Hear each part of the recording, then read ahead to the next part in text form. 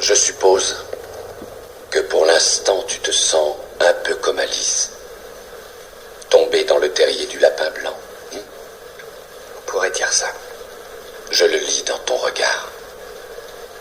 Tu as le regard d'un homme prêt à croire tout ce qu'il voit parce qu'il s'attend à s'éveiller à tout moment. Et paradoxalement, ce n'est pas tout à fait faux. Crois-tu en la destinée, Néo? Non. Et pourquoi? Parce que je n'aime pas l'idée de ne pas être aux commandes de ma vie. Bien sûr, et je suis fait pour te comprendre. Je vais te dire pourquoi tu es là. Tu es là parce que tu as un savoir que tu ne t'expliques pas, mais qui t'habite. Un savoir que tu as ressenti toute ta vie. Tu sais que le monde ne tourne pas rond sans comprendre pourquoi, mais tu le sais, comme un implant dans ton esprit.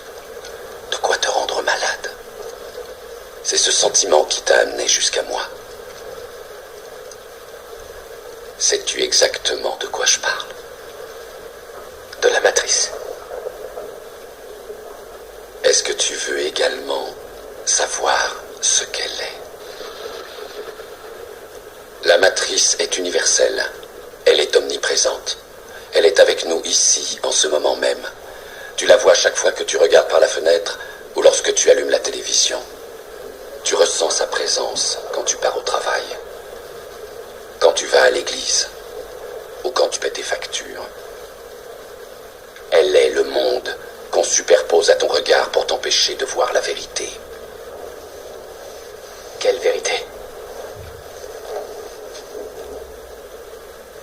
Le fait que tu es un esclave, Néo. Comme tous les autres, tu es né enchaîné. Le monde est une prison où il n'y a ni espoir, ni saveur, ni odeur. Une prison pour ton esprit.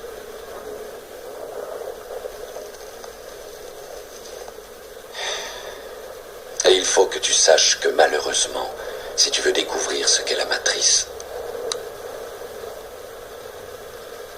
tu devras l'explorer toi-même.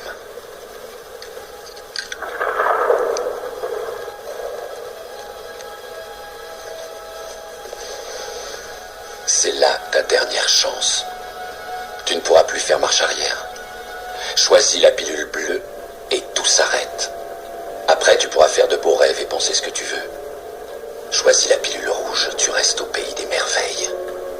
Et on descend avec le lapin blanc au fond du gouffre. Pourquoi cette vidéo? Vous le savez comme moi, il n'y a pas qu'un moyen de déclencher une dictature, ou de mettre une dictature en place. Nous voyons en ce moment des jeunes de banlieue qui balancent des feux d'artifice sur la police et sur les pompiers, les forces de l'ordre, et ceux qui font leur travail en général.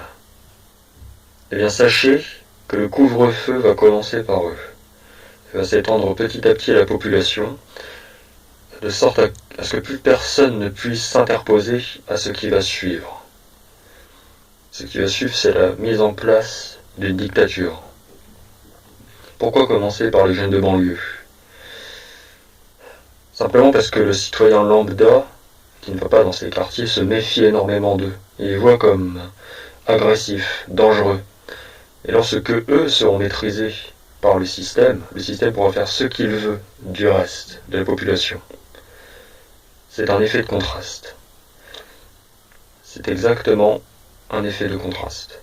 Mettez votre main dans de l'eau chaude, puis après ça, mettez votre main dans de l'eau encore plus chaude.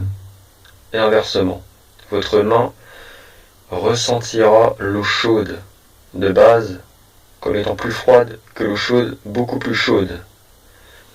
C'est l'effet de contraste.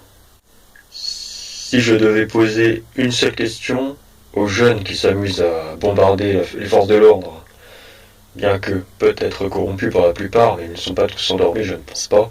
Je pense qu'il y en a parmi eux qui sont éveillés.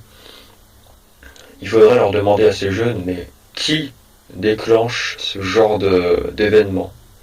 Qui déclenche ces événements? Au final, on veut bien nous dire que ces événements ont été déclenchés sur les réseaux sociaux, en appel à la violence et tout ça. On ne saura jamais vraiment qui est derrière. Ça peut être n'importe qui. Donc, moi je dirais à ces jeunes de quartier, faites preuve de discernement. Prenez du recul. Prenez le recul nécessaire sur la situation pour ne pas vous laisser influencer émotionnellement par ce que vous voyez. C'est ça la solution pour ne pas nous conduire dans un piège global qui va vous enfermer, vous, et aussi nous enfermer, nous. Car ce couvre-feu n'est que la suite logique de ce qui va se passer avec le Covid-19. Les violences ne sont que certains prémices, des préliminaires, comme on dirait, dans un certain milieu. Nous devons tous faire comme Neo, qui veut hacker la matrice. Il faut sortir de ce système. Non pas de l'extérieur, puisqu'ils vont nous empêcher, mais de l'intérieur.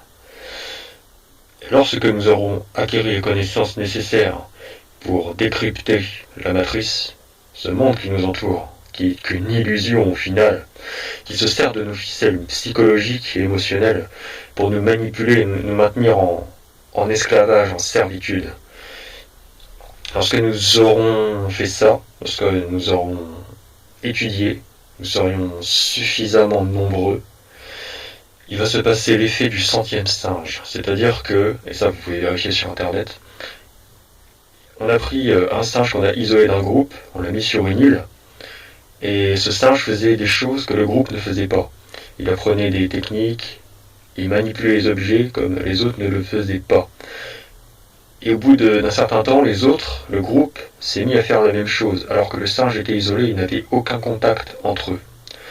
C'est ça l'expérience du 100e singe. Étudiez, prenez des connaissances à droite à gauche dans les meilleurs livres qui soient. Le principe de Lucifer de Ward Bloom, les livres de Robert Cialdini, toutes ces choses, influence et manipulation. Il y a tellement de livres. Lisez-en, décryptez la matrice et peut-être qu'on sortira d'ici. Peut-être qu'il y aura un saut psychologique dans l'humanité.